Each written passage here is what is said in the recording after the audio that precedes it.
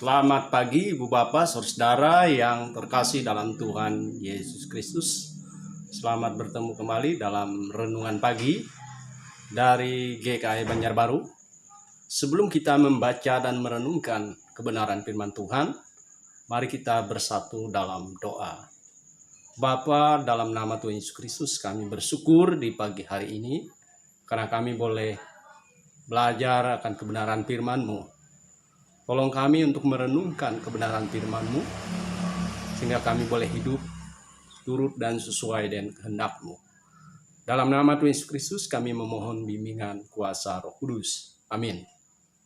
Sesuai dengan panduan Almanak Nas Gereja Kalimantan Evangelis, bagian firman Tuhan untuk kita pada pagi hari ini, yaitu hari Rabu, tanggal 14 Juli tahun 2021, bagian firman Tuhan yaitu dari Injil Lukas pasal 7, Injil Lukas pasal 7 ayat 31 sampai 35.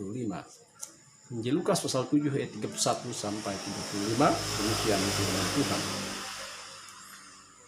Kata Yesus, "Dengan apakah akan kuumpamakan orang-orang dari angkatan ini? Dan dengan apakah mereka itu sama? Mereka itu seumpama anak-anak yang duduk di pasar dan yang saling menyerukan. Kami meniup seruling bagimu, tetapi kamu tidak menari. Kami menyanyikan kidung duka, tetapi kamu tidak menangis. Karena Yohanes Pembaptis datang, dia tidak makan roti dan tidak minum anggur. Dan kamu berkata, ia kerasukan setan. Kemudian Anak Manusia datang, ia makan dan minum. Dan kamu berkata, lihatlah, ia seorang pelahap dan peminum, sahabat pemungut cukai dan orang berdosa. Tetapi hikmat dibenarkan oleh semua orang yang menerimanya." Amin untuk firman Tuhan. Ibu Bapak Saudara yang terkasih dalam Tuhan Yesus Kristus, ada banyak argumentasi atau ada banyak alasan yang bisa dikemukakan orang untuk menolak misi Yesus, untuk menolak Tuhan kita Yesus Kristus dalam hidupnya.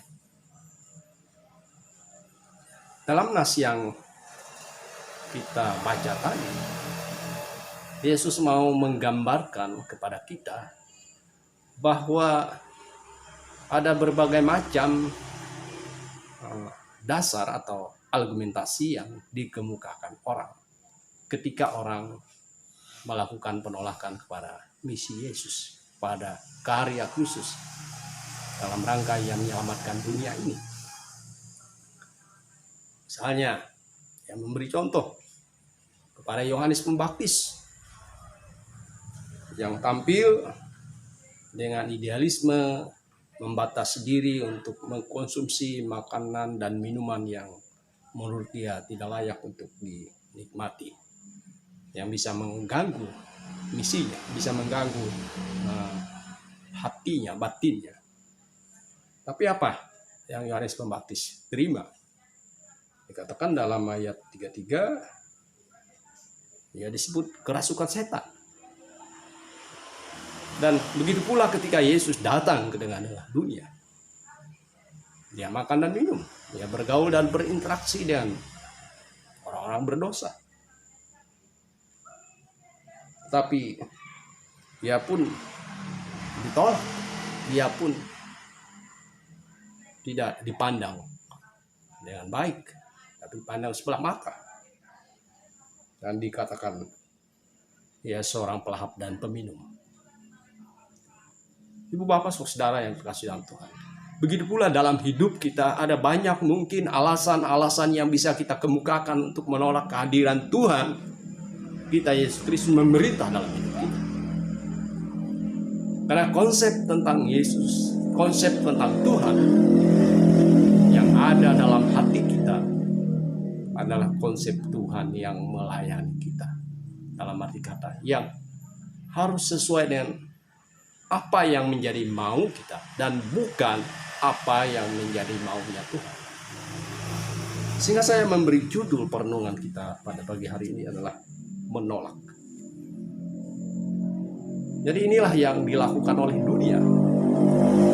Inilah yang dilakukan oleh umat manusia, yaitu menolak kehadiran Tuhan kita Yesus Kristus yang membawa sukacita, yang membawa damai, yang membawa keselamatan, yang membawa pengampunan dosa. Saudara yang terkasih dalam Tuhan Yesus Kristus, hari ini kita diajak bersama-sama. Janganlah kita menjadi bagian dari orang yang menolak itu. Karena kalau kita menolak Yesus, kita menjadi membenci orang lain. Kalau kita menolak Yesus, kita menjadi pribadi yang tidak tanggung jawab. Kalau kita menolak Yesus, kita menjadi pribadi yang bisa berbuat jahat terhadap orang lain. Karena Yesus tidak menganjurkan hal-hal seperti itu. Tetapi Ia membawa kita kepada kebenaran, pada takut akan Tuhan. Jadi biarlah kita menyambut Tuhan kita Yesus Kristus dalam hidup kita. Biarkan Ia memimpin hidup kita. Supaya apa? Supaya kita dalam hidup ini mendapat kekuatan. Walaupun kita menderita karena nama Tuhan. Walaupun kita bergumul dalam hidup kita, sakit, penyakit, duka cita, dan segala macam persoalan kehidupan. Tetapi di dalam Tuhan, kita dikuatkan dan kita berserah kepada Dia. Dan di dalam Tuhan juga kita bisa mendapatkan berkat. Berkat kesehatan, berkat dalam usaha dan pekerjaan kita. Dan yang lebih utama, kita mendapatkan keselamatan, itu hidup kekal. Yaitu kita boleh masuk kerajaan surga. Itulah buah dari orang yang tidak menolak Kristus. Ibu Bapak Saudara, tapi kalau kita menolak Dia, kita kehilangan sukacita, kehilangan damai sejahtera dalam hidup ini. Dan yang utama, kita kehilangan keselamatan. Jadi Ibu Bapak Saudara yang terkasih dalam Tuhan, marilah kita menyambut Tuhan Yesus Kristus dalam hidup kita. Sebagai orang Kristen, biarkanlah Kristus memerintah dalam hidup kita. Jangan kita tolak. Dengan berbagai argumentasi pembenaran, kita tidak boleh menolak Dia. Kalau kita menginginkan damai sejahtera dalam hidup ini. Amin. Untuk firman Tuhan, kita bersatu dalam doa. Bapa dalam Yesus Kristus, Bapa yang baik, ubah hati kami menjadi hati yang menerima Kristus, bukan hati yang menolak Kristus. Seperti orang-orang yang menolak Kristus, bahkan menolak Yohanes Pembaptis. Dalam nama Tuhan Yesus Kristus, biarlah kami menjadi pribadi yang menerima Kristus sekarang sampai selama-lamanya. Amin.